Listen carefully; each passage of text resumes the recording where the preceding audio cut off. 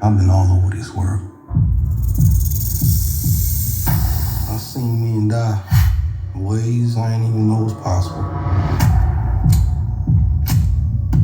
Hey, brother, be careful. I will.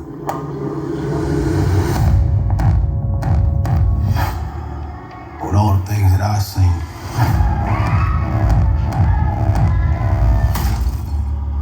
I ain't ever seen no demons, no ghosts, no magic. Till now. What up, y'all? It's your man, Mr. Mar Sharp, Short Man Filmworks in the building. And we have another episode of the Everyday Man's Film Reviews for you guys this evening. Well, no, it ain't evening now. It's kind of after. Well, no, it's kind of evening. It ain't afternoon. It's evening. It's after 6, so it's evening. All right. So I haven't been to the theaters in a while. It's been about 2 months since I've been to the theaters, I believe, because I've seen the last one I did was Magazine Dreams. So that was the last time I had been to the theater because I just felt like there was nothing coming out that I actually wanted to see. So as of recently, within this last past weekend, I went and saw Sinners. You know what I mean? Which I can truly say was a fantastic movie. So y'all already know, y'all seen the title, y'all know what we doing today. I am reviewing the 2025 release of Sinners, starring Michael B. Jordan, Haley Steinfeld, Delroy Lindo. Who else is in this film? Because there's a lot of people in this, a lot of people and a lot of faces in this film that that was released. What was it? I think it was released about 2 or 3 weeks ago. No, has it been 2 or 3 weeks? It's been about 2 or 3 weeks since this movie came out. All right. So I can truly say, like, with this movie, man, this has been one of the best movies that came out in the year so far. All right. Great movie, man. Great movie. It's a great piece of film that you should check out, man. And I'm not going to give up a lot because I don't want to give up no spoilers, because I know there's people out there that want to go see the movie that haven't seen the movie yet, so I don't want to give up no spoilers. But what I want to say, not what I want to say, but to kind of give you like a brief synopsis of what's going on in the film. It's kind of like a horror. It's kind of like a horror / period piece because it takes place in 1932 during the Jim Crow era, and it deals with a lot of black culture during that particular time, and is mixing it with the horror genre of dealing with vampires. So it's an interesting mix, man. It's a very interesting mix to see what's going on at that particular time, and then with Ryan Coogler having this vision of mixing that along with the vampire lore, man. It's very interesting to see what was going on with that, man. There's a lot of messages. It's not messages, but there's a hell of a story in this film. And y'all know me, as I say all the time with these movie reviews, I love a film that tells a great story. There is a great story going on inside of this film. You know what I mean? And if you've seen the movie, then y'all know exactly what y'all know what I'm talking about. If you've seen it once, y'all know what I'm talking about. If you've seen it twice, you definitely know what I'm talking about. And this is definitely a movie that I have to go see twice because there's so many different things inside of this film to unpack. But the story, man, the story is amazing, man. I haven't seen a movie with a good story like this that kept me hooked. Oh man. I cannot say Magazine Dreams was a good story because it dug into the character of Killian Maddox. But I'm talking about, I don't mean just in that sense, because that was kind of, to me, as I said in that movie review, that if you like that particular type of film, either you're going to dig it or you're not going to dig it. This one told the whole story about like I said earlier, what was going on in the culture of black people at the time, and then it mixed this thing with the vampires. And as it mixed both of them, it made so much sense, man. But as I said, there's so much in this movie to unpack. It's a lot to unpack. And if I sit here and talk about this movie, I'll sit here and talk about this movie probably for about an hour off of first viewing because there's so much going on in this film, man. And seeing a lot of what's going on today in black culture and seeing how it related to what was going on back then. So interesting, man. Like one of the things that I felt like was a good, not a good reference, but a good tie-in of what's going on today, where you have these two Asian characters, and these Asian characters own a store. I think they own like 2 or 3 stores in the main town, and how black people were interacting with these Asian people. And it's kind of like the same thing now. You get a lot of these Asian people that come into the black neighborhoods. They got the restaurants, they got the beauty supply stores, and we're interacting with them on a daily basis. You know what I mean? And to see that in this film, it was like, okay, that was an interesting dynamic to see that going on in the film.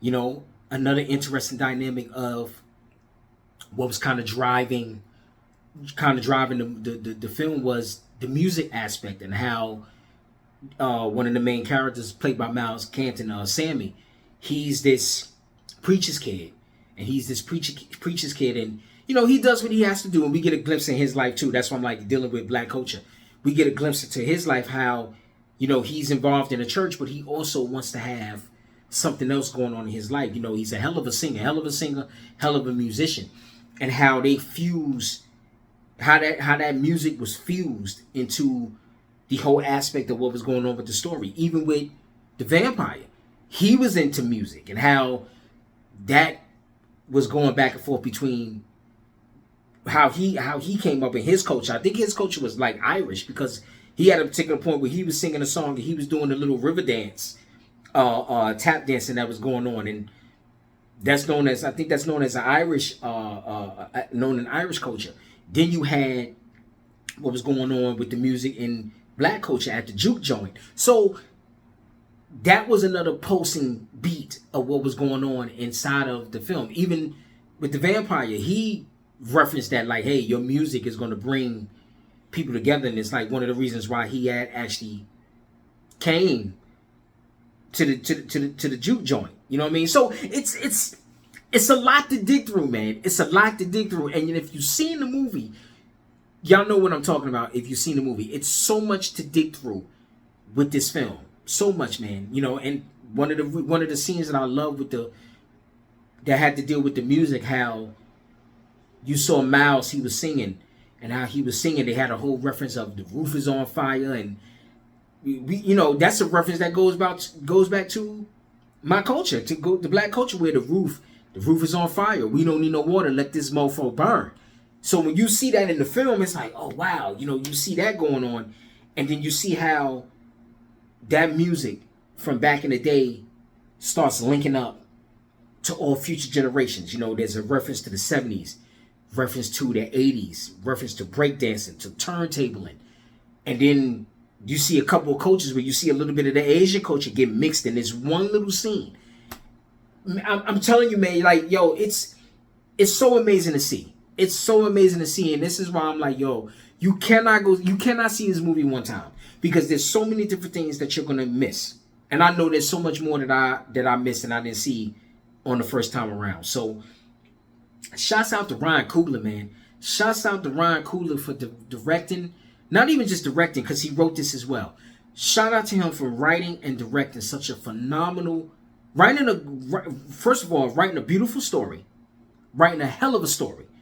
Shouts to him for writing a hell of a story, and then turning around and directing what he wrote. Man, you definitely have to go see it again, man. Shout out to everybody who did a hell of a job in their performances. To Michael B. Jordan, who to me is becoming one of those becoming one of those top tier actors. I'm starting to enjoy his movies as much as I enjoy watching Denzel, watching Wesley Snipes, watching Lawrence Fishburne. He's one of them guys that I'm really getting into and really enjoying his performances, man. Really enjoying his performances, you know, from him being in The Wire, and I really enjoyed him in the Creed movies. That's what really made me start taking notice of him, being like, yo, man, I like what he's doing, and him being in Creed, and him making his star coming up, you know, he was in Black Panther playing Killmonger. So he's definitely turned into one of them guys where if I know he's in a film, it's gonna be a quality of film. So definitely shout out to Michael B. Jordan. Haley Steinfeld. You know, I don't know. I think she was in True Grit, which I didn't see. I didn't see True Grit, but I heard she did a hell of a job in that film, which makes me want to go back to watch True Grit. And she did a hell of a job in this film. She did a hell of a job in this film. I know she's been in some other things, but from what I know of her, I know she was in True Grit, and you know, I feel like they was hyping her up. So by them hyping her up, I know, okay, she's got some kind of burn going on with her. You know, shout outs to Miles Canton, which I believe this was his first movie role. And shout out to him. You know, he was believable and he played a hell of a role, man. He played a hell of a role. And the dude that played the main vampire was Jack O'Connell. He played the main vampire name was Remick. So shout out to him because he did a hell of a job playing a vampire. Him being that manipulative vampire and doing what he needs to do to get his job done. But also at the same time, the mission that he was on, and while he was doing what he was doing, made some sense. Made a lot of sense. And y'all know me. I like my villain. I like a smart villain. He was a smart villain, man. He was a smart vampire. And what his mission was and what he wanted to do, when he revealed what he wanted to do, I said, yeah, he's making a lot of sense based on what was going on at the particular time in history and at that particular time in 1932. I said, man, he's making a lot of sense of what he wants to do and what he wants to accomplish. So you couldn't really be too mad at him for what he wanted to do. Couldn't be too mad at him. You know what I mean? So it's a lot, man. It's a lot to unpack in this film. And I think what I'm going to do, I'm probably going to end up watching this movie another 2 or 3 times. And I'm probably going to do another deep dive. This is probably going to happen a couple months down the line because I really want to talk about the other things that was going on in this film. I really want to talk about it. But for me and my own personal preferences and my own personal preferences, I want to see more because I want to have more to talk about it. I want to talk about it in a way where it's I'm not doing a whole lot of rambling. I want to talk about it, you know, with a whole lot of knowledge on what was going on with it, you know. So I'm definitely gonna go see this film again. All right. So on a scale, because I'm not gonna let this go a long time because, like I said, I don't want to do no spoilers. And if you haven't seen it yet, go check this movie out, man. Go check this movie out. If you have not seen this movie, go check it out. Money well spent. Money well spent. It has been a long time since a film like this has been on the scene because Hollywood been fucking up. They've been putting out a whole lot of garbage.